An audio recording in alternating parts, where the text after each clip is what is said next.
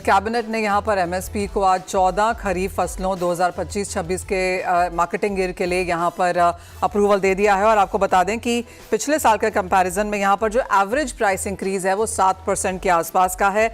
और year on year के हिसाब से अगर देखें तो रागी में 14% का इजाफा है, मूंग में यहाँ पर हमने 1% का इजाफा होते हुए देखा। जहाँ तक रुपी टर्म्स में अगर देखा जाए तो नाइजर सीड में यहाँ पर 880 रुपये प्रति क्विंटल का इजाफा देखने को मिला है। और साथ ही साथ जो सबसे कम एमएसपी हाइक है वो हमें पैडी यानी कि धान में देखने को मिली है। लेकिन क्या कुछ है डिटेल्स और कैसे नंबर्स को देखा जाए, उसके लिए मेरे सहयोगी लक्ष्मण रॉय हमारे साथ जुड़ चुके हैं। लक्ष्मण, क्लियरली समय पे आता हुआ एक ये फैसला है, मॉनसून इस बार काफी बेहतरीन है, क्या है डिटेल्स?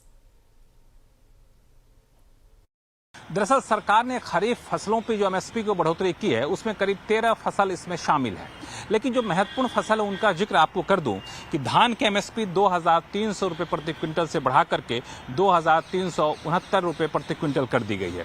धान में जो ए ग्रेड की होती है धान, उसकी एमएसपी 2389 रुपये प्रति क्विंटल से बढ़ा दी गई है। इस तरह से मक्का की जो एमएसपी है उसमें 2225 रुपये प्रति क्विंटल से बढ़ोतरी करके 2400 रुपये प्रति क्विंटल करने का फैसला लिया गया है। तुअर की एमएसपी 7550 रुपये प्रति क्विंटल से बढ़ा करके 8000 रुपये प्रति क्विंटल करने का फैसला लिया गया है। मूंग के एमएसपी 8682 रुपये प्रति क्विंटल से बढ़ा करके 8768 रुपये प्रति क्विंटल करने का फैसला लिया गया है। उड़द की एमएसपी 7400 रुपये प्रति क्विंटल से बढ़ा करके 7800 रुपये प्रति क्विंटल करने का फैसला लिया गया, यानी 400 रुपये प्रति क्विंटल की बढ़ोतरी। मूंगफली की एमएसपी अभी थी 6783 रुपये, उसे बढ़ा करके 7268 रुपये करने का फैसला लिया गया, यानी यहाँ भी 500 रुपये के आसपास की बढ़ोतरी मूंगफली में की गई है। सोयाबीन में एमएसपी में अच्छी खासी बढ़ोतरी की गई है, 4892 रुपये प्रति क्विंटल से बढ़ा करके 5328 रुपये प्रति क्विंटल करने का फैसला लिया गया है। जो कॉटन होता है, जो मीडियम स्टेपल का कॉटन होता है, उसकी एमएसपी अभी 7121 रुपये थी, उसे बढ़ा करके 7710 रुपये करने का फैसला लिया गया है, यानी कॉटन में अच्छी खासी बढ़ोतरी। कॉटन के जो लार्ज स्टेपल होते हैं उसके एमएसपी 7521 रुपये से बढ़ा करके 8110 रुपये करने का फैसला लिया गया है। सरकार का मानना है कि सभी फसलों को देख लिया जाए, एमएसपी बढ़ा देने से, एमएसपी पर खरीद की जाती है तो किसानों को 2,07,000 करोड़ रुपए अतिरिक्त फायदा होगा इस एमएसपी में बढ़ोतरी करने से। लक्ष्मण, बहुत शुक्रिया उन सारी डिटेल्स का। तो वो सारी की सारी फसलें हैं जो लक्ष्मण ने यहाँ पर मेंशन करी और जिस तरह का इजाफा हमने यहाँ पर एमएसपी पे आता हुआ देखा है। हमारे साथ सोपा के ईडी मिस्टर डीएन पाठक हैं। मिस्टर पाठक, कैसे देखते हैं आप सोयाबीन की जो एमएसपी में हमने बढ़त आते हुए देखी है, 4892 से इसको बढ़ाकर 5328 कर दिया गया है। Quantum in sense of percentage कैसे देखते हैं और किसानों या फिर बुआई का इसको इम्पैक्ट कैसे देखते हैं आप? देखिए, परसेंटेज करीब 9% है, 8.9 समथिंग है, तो परसेंटेज अच्छा है, क्वांटम भी अच्छा है।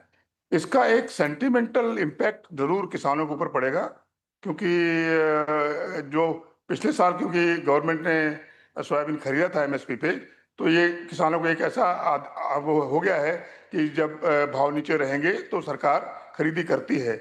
तो बुआई पे जहां तक मेरा ख्याल है कि देखिए, पूरे साल सोयाबीन के भाव कम रहे तो किसान अपना मन इस बार बना चुका है कि मुझे कहाँ शिफ्ट करना है, अगर शिफ्ट करना है तो। और मक्का एक बड़ा एक ऐसा चीज है जिसमें कम से कम मध्य प्रदेश में एक एरिया सब्सटेंशियली शिफ्ट होने की उम्मीद है। इस एमएसपी के बढ़ने से कुछ थोड़ा बहुत फर्क पड़ सकता है कि एमएसपी बढ़ी है तो शायद पैसा मिलेगा, लेकिन बुआई के नंबर्स पे कोई बहुत ज्यादा फर्क नहीं पड़ेगा। सेंटिमेंटल इसकी एक बड़ी अच्छी वो है बढ़त कि किसान जो विमुख होने की सोच रहे थे कि अब सोयाबीन उगाने के लिए और को ढूंढे, वो शायद ऐसा अब नहीं होगा। किसान को दिखता है कि हाँ, सोयाबीन में फायदा है, आज नहीं तो कल है। इस साल शायद एक एबरेशन था कि पैसे नहीं मिल पाए, लेकिन आने वाले सालों में उनको अच्छे दाम मिलते रहेंगे, ऐसा मुझे लगता है। मिस्टर पाठक, अगर ऑन ग्राउंड की यहाँ पर बात की जाए तो पिछले सीजन जिस तरह की हम ग्रोथ देखते हैं यहाँ पर सोयाबीन बुआई को लेकर ऑन द फ्लैट साइड थी। अगर हम इस साल अगर इस एमएसपी से इसको जोड़ें भी तो आपको लगता है कितने किसान इस तरफ जाएंगे? क्या पिछले साल के मुकाबले हम ज्यादा बुआई देखेंगे, फ्लैट रहेगी? जैसे आपने कहा मक्के की तरफ ज्यादा रुझान है इस तरफ है और मक्के की एमएसपी में भी अच्छी खासी बढ़त देखने को मिली है, तो क्या वो तालमेल बिठा पाएंगे सोयाबीन के किसान? देखिए, मक्के और सोयाबीन में एक मौसम कैसा रहेगा उसका एक बड़ा भारी फैक्टर है। मक्का एक ऐसी फसल है जहां मौसम अगर जरा भी खराब हो तो मक्का की फसल बुरी तरह से खराब हो जाती है। सोयाबीन बड़ी वर्सटाइल फसल है। इसमें सूखा पड़ जाए, बहुत बारिश हुआ तो भी अच्छी कुछ ना कुछ उपज जरूर होती है, एकदम फसल बर्बाद नहीं होती है। मक्के में क्योंकि दाम बहुत अच्छे मिले हैं और आगे किसान को दिखता है कि एथेनॉल का जो मामला है वो चलता रहेगा और मक्के की उनको दाम अच्छे मिलते रहेंगे, तो एरिया शिफ्ट तो मेरे हिसाब से जरूर होगा। मध्य प्रदेश में ज्यादा होगा, महाराष्ट्र में शायद इतना ज्यादा नहीं होगा। मैं अभी तक कल कल परसों तक अनुमान लगा रहा था कि एरिया शिफ्ट करीब 5, 6, 7% के करीब होगा। मैं अभी भी उसी अनुमान पे हूँ कि इसके आसपास ही एरिया शिफ्ट होगा, इससे ज्यादा नहीं होगा। कम होने के चांसेस हैं। आज की ये जो खबर है ये बड़ी अच्छी खबर है। हो सकता है कि इससे कुछ 1-2% एरिया जो मैं शिफ्ट की सोच रहा था वो ना हो, लेकिन एरिया कम जरूर होगा थोड़ा सा पिछले साल के मुकाबले, ऐसा मेरा मानना है। तो इवन आज सोयाबीन की एमएसपी में यहाँ पर बढ़त है, लेकिन मक्के की एमएसपी में भी अच्छी खासी बढ़त है। तो एक 5% का एरिया शिफ्ट हम सोयाबीन की तरफ से मक्के में जाता हुआ यहाँ पर देख सकते हैं। हमारे साथ बिरदीचंद अमरचंद लाहौती के ट्रेडिंग पार्टनर ब्रजेश लाहौती भी हैं। ब्रजेश जी नमस्कार। मक्के की एमएसपी आप कैसे देखते हैं, और जैसे हमें मिस्टर पाठक बता रहे हैं कि एक एरिया शिफ्ट यहाँ पर मक्के की तरफ हो सकता है, एक इनिशियल रुझान किस तरह से है? मैं बिल्कुल पाठक जी की बात से सहमत हूँ। जैसे 8% लगभग सोयाबीन में और मक्के में दोनों में भी एमएसपी बढ़ी है, तो किसान के दृष्टिकोण से देखे तो उसे पिछले वर्ष के मुताबिक ही रिटर्न दोनों में मिल रहा है। ये बात हुई सेंट्रल इंडिया की, जहां पे एमपी और महाराष्ट्र का आप बात करते हैं तो। पर मक्के की फसल उसके अलावा राजस्थान, कर्नाटक, तेलंगाना और आंध्र प्रदेश में भी बड़े स्तर पे आती है खरीफ के सीजन में। तो हम मानते हैं कि ये डेफिनेटली मतलब इन लाइन विथ सरकार की जो पहले से पहल है मक्के में बढ़ावा देने के लिए उस पर है। और जैसे सोयाबीन से जो बढ़ना था कंपैरेटिवली, वो बदले में मक्का एमपी महाराष्ट्र में इतना नहीं बढ़ेगा ऐसा संभव है। जो हम 15% 20% की ग्रोथ मान रहे थे, हो सकता है 5 से 10% ही ग्रोथ हो एरिया में। और बाकी जो एरिया है जहां पर सोयाबीन नहीं लगता है, जहां पे दूसरी फसलें हैं, वहां पर एमएसपी इतना बढ़ता हुआ नहीं दिखाई दे रहा है। तो इस हिसाब से हम मानते हैं कि 15% की हम एरिया में इंक्रीज मान सकते हैं। इस वर्ष जो एमएसपी है उसी रेट पर लगभग अभी गोडाउन के प्राइसेस है महाराष्ट्र में भी और बिहार में भी। तो हम तुरंत तो शिफ्ट नहीं मानते हैं इन रेटों पर इसका एक पॉजिटिव इम्पैक्ट मार्केट में मिलेगा। ब्रजेश, जैसे आपने कहा 5 से 10% की ग्रोथ तो आपको सोयाबीन से आएगी, और ओवरऑल एवरेज आप 15% का एरिया इंक्रीज मान रहे हैं। तो सोयाबीन से इतना एरिया आएगा, और बाकी कौन सी एग्री कमोडिटीज हैं जहां से आपको लगता है कि मक्का थोड़ा सा डोमिनेंट होता हुआ नजर आएगा? जैसे साउथ में कुछ राइस की फसल शिफ्ट हो सकती है, कुछ अदर सीरियल्स शिफ्ट हो सकते हैं, और उसी प्रकार राजस्थान में भी थोड़ा शिफ्ट मिल सकता है, क्योंकि मक्की की फसल में स्टेबिलिटी है और कई सारे वैरायटी के बायर मिल जाते हैं। तो मोटे तौर पे स्थिर बाजार मिलता है किसानों को। ब्रजेश, आप कहेंगे कि पिछला 1-2 साल आपके लिए बेहतर गए हैं और आने वाला साल भी शायद अच्छा जा सकता है, जिस तरह से मक्के की तरफ सरकार का जोरदार झुकाव है? बिल्कुल, जिस प्रकार सरकार का झुकाव है, सरकार का जो मेक इन इंडिया है, इंपोर्ट सब्स्टिट्यूशन है, उसके बाद में जो सस्ता अपना मक्का एक्सपोर्ट होता था वो पूरा लगभग बाहर जाना बंद हो गया है। और ये सभी देखते हुए मक्के की तरफ सरकार का जो रुझान है वो बढ़ा हुआ दिख रहा है। 10 साल में लगभग कीमत दुगनी हो गई है। मैं मानता हूँ अगले 5 से 7 साल में सरकार फिर इसको 3200 3300 तक देखती है। और जैसे 20% इथेनॉल अभी पेट्रोल में मिक्स हो चुका है, तो इसको कहीं ना कहीं बढ़ावा देना है, उसी के ऊपर सरकार का वर्क शुरू है। और डीजल में भी इथेनॉल कहीं आगे यूज होगा। तो खास तौर पर सरकार का ध्यान इथेनॉल इंडस्ट्री पर ही ज्यादा है, और पोल्ट्री और स्टार्च इंडस्ट्री इससे थोड़ा अफेक्ट होगा ऐसे हमें लगता है, क्योंकि उनके लिए ये इतनी अच्छी खबर नहीं है, क्योंकि ऑलरेडी उनके प्रोडक्ट के प्राइसेस को इसका डायरेक्ट बेनिफिट मिलना चांस कम लगता है। जी हाँ, उनके लिए तो ये इनपुट कॉस्ट है और वो लगातार यहाँ पर बढ़ती हुई नजर आ रही है, लेकिन किसानों के हिसाब से बेहतर है। ब्रिजेश जी ने एक बहुत इंपॉर्टेंट पॉइंट यहाँ पर कहा कि जिस तरह से हम मक्के को देख रहे हैं तो मेक इन इंडिया वाला जो कॉन्सेप्ट है वो यहाँ पर बहुत स्ट्रॉन्ग जाता है, लेकिन मिस्टर पाठक, जो ये मेक इन इंडिया वाला कॉन्सेप्ट है या सेल्फ रिलायंस है, वो सोयाबीन में घटती हुई नजर आ रही है। हाँ, सोयाबीन एक ऐसा विषय है जिसपे लोगों का ध्यान है भी नहीं भी है। एक ऐसी कुछ लॉबी मुझे बनती दिख रही है इंडिया में, जहाँ कुछ लोग चाहते हैं कि सोयाबीन इंपोर्ट कर लो यहाँ उगाने की जरूरत ही क्या है। वो बड़ी सटल है, बड़े धीरे धीरे बोलते हैं, लेकिन कुछ लोग बोल रहे हैं ये जाने बिना कि सोयाबीन प्रोटीन क्रॉप है, हमको प्रोटीन की जरूरत है 50-60-70 हज़ार करोड़ की, जो कि बढ़ के भी 1 लाख करोड़ हो जाएगी। तो सोयाबीन पे ध्यान देना पड़ेगा और सोयाबीन की उपज बढ़ाने के लिए काम करना पड़ेगा। सरकार क्योंकि खरीदी करती नहीं है, तो एमएसपी मैंने बोला नोशनल है, इस साल करी तो बड़ी अच्छी बात थी, अगले साल भी करे। और जो सोयाबीन को बढ़ावा देने के लिए, इंडस्ट्री को बढ़ावा देने के लिए जो कदम उठाने चाहिए, वो अभी नेशनल मिशन बन गया है, वो उठाए। सोयाबीन का अगर इस्तेमाल फूड में किया जाए तो सोयाबीन का पूरा कायापलट हो सकता है। सोयाबीन का किसान फिर सोयाबीन छोड़ के कहीं जाएगा ही नहीं और सबको फायदा होगा, इंडस्ट्री चलेगी, प्रोटीन मिलेगा लोगों को, और फूड में इस्तेमाल बढ़ाने की जरूरत है। इंडस्ट्री उस पर काम कर रही है, सरकार को भी उस पर कुछ काम करना चाहिए। सोयाबीन कहीं जाने वाला नहीं है। आई कैन एश्योर एवरीबडी कि सोयाबीन इंडिया में उगेगा और हमारा किसान ही उगाएगा। इंपोर्ट होने की जो लोग सोच रहे हैं कि बड़े बड़े प्लांट लगा लेंगे, वो नहीं होने वाला है। Fair point that. तो क्लियरली एक क्रॉस रोड्स पे हैं हम काफ़ी सारी एग्रीकल्चर कमोडिटीज़ को लेकर। एक जो बात है यहाँ पर, और इस सीज़न में कि मानसून बेहतरीन माना जा रहा है, एमएसपी में यहाँ पर इजाफा है, लेकिन हर क्रॉप की एक अपनी ज़रूरत है यहाँ पर गवर्नमेंट पॉलिसीज़ को लेकर, उसके ऊपर डीपली ऑफकोर्स देखने की यहाँ पर ज़रूरत है। बहुत शुक्रिया मिस्टर पाठक, ब्रिजेश, आप दोनों का ही साथ जोड़ने के लिए, और वो इनिशियल रिएक्शंस हमें यहाँ पर एमएसपी एंड किस तरह की फसल देखने को मिल सकती है उस पर भी देने के लिए।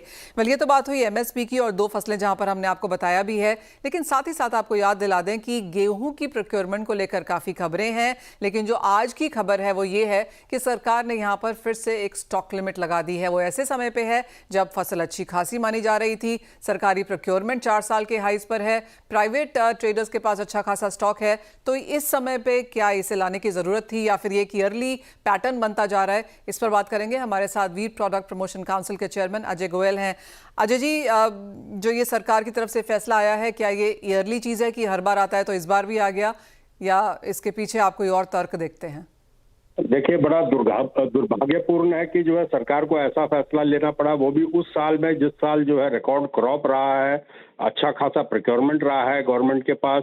और इसके पीछे सरकार की मंशा समझ में नहीं आती है कि किस तरह का भय है कीमतों को लेके, गेहूं की कीमतों को लेके, कि सरकार को इस तरह के जो है stock limit at the start of the season ही लगानी पड़ी। तो अगर कैरी कौन करेगा 10 महीना जो गेहूं है, अगर व्यापारी के पास नहीं रहेगा तो आपूर्ति कहां से आएगी बाजारों में, इस बात का जो है अंदाजा नहीं लग रहा है। सो अजय जी, एग्जैक्टली, अच्छी खासी फसल है, सरकार की प्रोक्योरमेंट अच्छी है, प्राइवेट ट्रेड ने भी लिया है, और जिस तरह से 15 दिन यहाँ पर दिए गए हैं to adhere to the stock limits, उसे कैसे देखते हैं आप? देखिए, ये अभी जो लॉ है उसके हिसाब से कोई भी जो जिसके पास पैन कार्ड होल्डर है या फासाई लाइसेंस है, वो स्टॉक को होल्ड कर सकता है।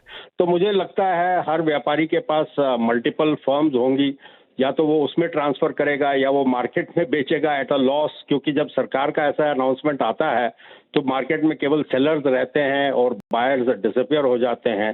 तो आने वाले दिनों में देखते हैं कैसे सब मैनेज करते हैं, लेकिन एक बार तो जो है बाजार जो है डाउन हो जाएगा और कोई आदमी इसमें इन्वेस्ट करने की कोशिश नहीं करेगा वीक में। मेरी आपसे इनिशियली बात हो रही थी, आपने कहा था 2750 के स्तर है दिल्ली, अब यहाँ पर अगले हफ्ते 10 दिन में 15 दिन में किस तरह के प्राइसेस बनते हुए देखते हैं आप? ये एक बार 2700 वापस हो जाएगा। हो सकता है कुछ और भी लो हो, अगर जो है कोई बड़े स्टॉकिस्ट अपना माल रिलीज करते हैं बाजार में और कैरी फॉरवर्ड करने की मंशा नहीं रखते हैं। बट ये 15 दिन के अंदर फिर लेवल आउट हो जाएगा, क्योंकि स्टॉक जो है मार्केट से फिर डिसअपियर हो जाएगा। जो एक प्राइवेट सेलर है या ट्रेडर है वो भी मार्केट में पार्टिसिपेंट नहीं रहेगा, तो मुझे पता नहीं स्टॉक आएगा कहां से। अजय जी, हम एक तर्क यहाँ पर ढूंढ रहे हैं, क्या क्योंकि प्राइसेस नीचे आ जाएंगे, अवेलेबिलिटी ओपन मार्केट में यहाँ पर बढ़ेगी, क्या वीट प्रोडक्ट एक्सपोर्ट के लिए आपको लगता है ये एक रास्ता खुलेगा यहाँ पर? बहुत डाउटफुल है। अगर सरकार के मन में ये है कि जो है भाव बढ़ने वाले हैं जिसकी वजह से उन्होंने स्टॉक लिमिट लगाई है, तो वीट प्रोडक्ट एक्सपोर्ट, हालांकि कोई बड़ी पैरिटी नहीं है ग्लोबल मार्केट्स में, फिर भी जो पेरिफेरी ऑफ इंडिया, इंडियन सब कॉन्टिनेंट है, वहां पर इंडिया जो है आज भी सर्विस कर सकता है। तो उस न्यूज से तो बाजार जो है कम नहीं बल्कि जो है भड़क सकता है। अजय जी, हमने पिछले 2 सालों में ये होता हुआ देखा है। इस थर्ड ईयर, जैसे मैंने पहले भी कहा, is it just a pattern कि हाँ ऐसा होगा और सरकार इस पीरियड तक यहाँ पर इसे लगा देगी, या आपको लगता है कि वेल थॉट आउट स्टेप है ये? It could be well thought out, लेकिन जो है ये इस स्टेप से होगा ये कि आने वाले सालों में व्हीट ट्रेडर जो इन्वेस्ट करता है पैसा, स्टोरेज स्पेस, जो ईयर भर जो है सप्लाई इंश्योर करता है सब सेगमेंट्स ऑफ द मार्केट को, वो धीरे धीरे पीछे हट जाएगा। क्योंकि आज की तारीख में जैसे आप जानते हो बाकी सब मार्केट जैसे स्टॉक मार्केट है या मेटल्स का गोल्ड मार्केट है, वो सबको अच्छा खासा रिटर्न रकम का देता है। तो व्हीट में जो है इस तरह की बंदिशें अगर होएगी तो लोग जो है दूर भागेंगे व्हीट से और व्हीट के ट्रेड से, which is not going to be good for trade as such. क्योंकि ये एक बफर है, ट्रेडर जो है एक बफर है जो सीजन के टाइम पे खरीद के सप्लाई इंश्योर करता है राउंड द ईयर। जो अगर सरकार वो काम कर लेगी तो फिर ट्रेडर की जरूरत नहीं है। क्लियरली सरप्राइज है ये यहाँ पर कि सीजन की स्टार्ट में ही यहाँ पर हमने यहाँ पर लगता हुआ देखा है। अजय जी बहुत शुक्रिया वो इनिशियल रिएक्शन के लिए। ऑफ कोर्स आपसे आगे भी जाके बात होगी जब थोड़ी सी और अंडरस्टैंडिंग आएगी किस तरह का गेहूं यहाँ पर बाजार में अगले 15 दिन में आता हुआ नजर आएगा। जैसे हम वो स्टॉक लिक्विडेट होता हुआ देखेंगे उसके ऊपर भी नजर रहेगी। पर इसी के साथ एक छोटे से ब्रेक का भी समय है, जब लौटेंगे तो बात यहाँ पर करेंगे ट्रेडिंग स्ट्रैटेजीज की।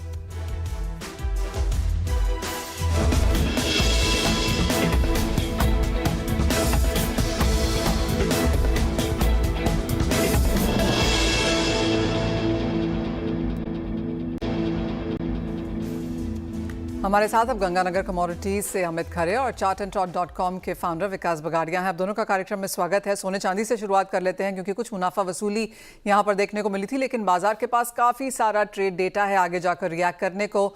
आज यूएस के फेड मीटिंग मिनट्स हैं, फिर उसके बाद फर्स्ट क्वार्टर जीडीपी एस्टिमेट्स हैं, उसके बाद वीकली जॉबलेस क्लेम्स हैं, पीसीई डेटा है। विकास, कैसे देखेंगे आप प्रेशियस मेटल प्राइसेस को? जी मैडम, काफी सारा डेटा है एंड जो ट्रेडिंग सिग्नल्स है मिक्स्ड है, बट लोअर लेवल से जो गोल्ड में बाउंस बैक देखने मिला है, चाहे कॉमेक्स की बात करूं या एमसीएक्स की बात करूं, तो कॉमेक्स में 3350 $45 का जो है वो एक रेजिस्टेंस के तौर पे काम कर रहा है। वहां पे जाने से ही सप्लाई देखने मिल रही है। एंड एमसीएक्स में डेली चार्ट में पहली बार ऐसा हुआ है काफी दिनों के बाद में कि लोअर हाइस के फॉर्मेशंस देखने मिल रहे हैं। तो मेरे को लगता है कि हायर एंड पे 95,700 से 96,000 का जो जोन है वॉलेटिलिटी में, ये सेल ऑन राइज का जोन रहेगा। तो गोल्ड में सेलिंग की सलाह रहेगी 95,700 से 96,000 पे। 96,300 के स्टॉप लॉस लगाना चाहिए। पहले टारगेट्स होंगे 94,800, 94,300। और वहीं अगर मैं सिल्वर की बात करूं तो सिल्वर तेज लगता है, गोल्ड के कंपैरिजन काफी ओवरसोल्ड भी है एंड सिल्वर में एक तेजी देखने मिल रही है। तो जब तक सिल्वर 96,000 के ऊपर है तो कोई भी बाय डिप्स आती है तो सिल्वर में बाई की तरफ ध्यान देना चाहिए। 97,000, 96,500 के करीब बाई करना चाहिए।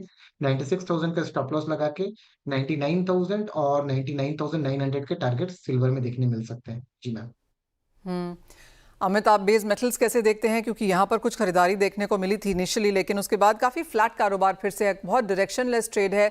क्या यहाँ पर भी डेटा का इंतजार है, और अगर लॉन्ग टर्म पोजिशनल कॉल किसी को लेना हो तो क्या करें? नमस्कार निशा जी, बिल्कुल कॉपर काफी अट्रैक्टिव दिखाई दे रहा है। देखा जाए तो एक बेस फॉर्मेशन हो रहा है, काफी समय से इसकी जो तेजी है वो एक पेंडिंग में पड़ी है। चार्ट फॉर्मेशन जो है काफी सपोर्टिव है। तो अगर पोजिशनल लेवल पे देखा जाए तो 860 के आसपास पोजिशनल बेसिस पे एक कॉपर में लॉन्ग एंट्री की जा सकती है। मेरे को लग रहा है 880 से लेके 890 तक के टारगेट इसमें रखने चाहिए। वहीं पे 850 के नीचे का एक स्टॉप लॉस मेंटेन करके चलें। वहीं पे ट्रेडिंग लिहाज से अगर देखा जाए तो जिंक 256 के आसपास आज खरीदारी का ट्रेड बना के चल सकते हैं। 260 रुपए के आसपास का टारगेट रखें, 254 रुपए का स्टॉप लॉस रहेगा।